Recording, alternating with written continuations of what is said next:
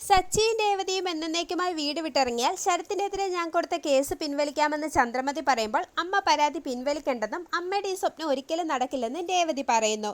തുടർന്ന് ഞാനും സച്ചിയേട്ടനും ജീവനോടെ ഉണ്ടെങ്കിൽ ശരത്ത് ജയിലിൽ പോവില്ലെന്ന് രേവതി ചന്ദ്രമതിയെ വെല്ലുവിളിക്കുന്നു.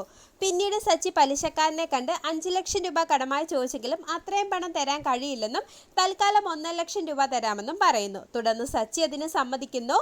ഇതിനിടെ ലക്ഷ്മിയമ്മ സ്വർണം പണയം വെച്ച് 1.5 ലക്ഷം രൂപ രേവതിയുടെ കയ്യിൽ കൊടുക്കുമ്പോൾ രേവതി അത് വാങ്ങാൻ മടി കാണിക്കുന്നു. തുടർന്ന് ലക്ഷ്മിയമ്മ സച്ചിനെ വിളിച്ച് അത്യാവശ്യമായി വീട് വരെ വരാൻ പറയുന്നു.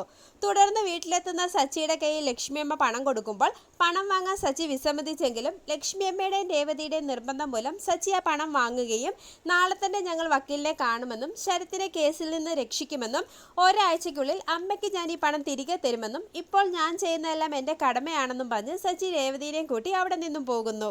പിന്നീട് സച്ചിയും രേവതിയും കിട്ടിയ പണമെല്ലാം കൂട്ടി നോക്കുകയും 5 ലക്ഷത്തിന് 30,000 രൂപയുടെ കുറവുണ്ടെന്നോർത്ത് സങ്കടപ്പെടുകയും ചെയ്യുന്നു.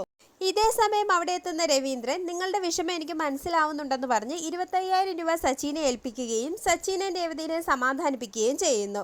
പിറ്റേ ദിവസം രാവിലെ സച്ചിൻ രേവതിയും വക്കീലിന് 5 ലക്ഷം രൂപ കൊടുക്കുമ്പോൾ ഈ കേസിനെ കുറിച്ച് ഓർത്ത് ഇനി നിങ്ങൾ ടെൻഷൻ അടിക്കേണ്ടെന്നും ശരത്തിന് ജയിലിൽ പോവേണ്ടി വരില്ലെന്നും വക്കീൽ അവർക്ക് ഉറപ്പ് കൊടുക്കുന്നു.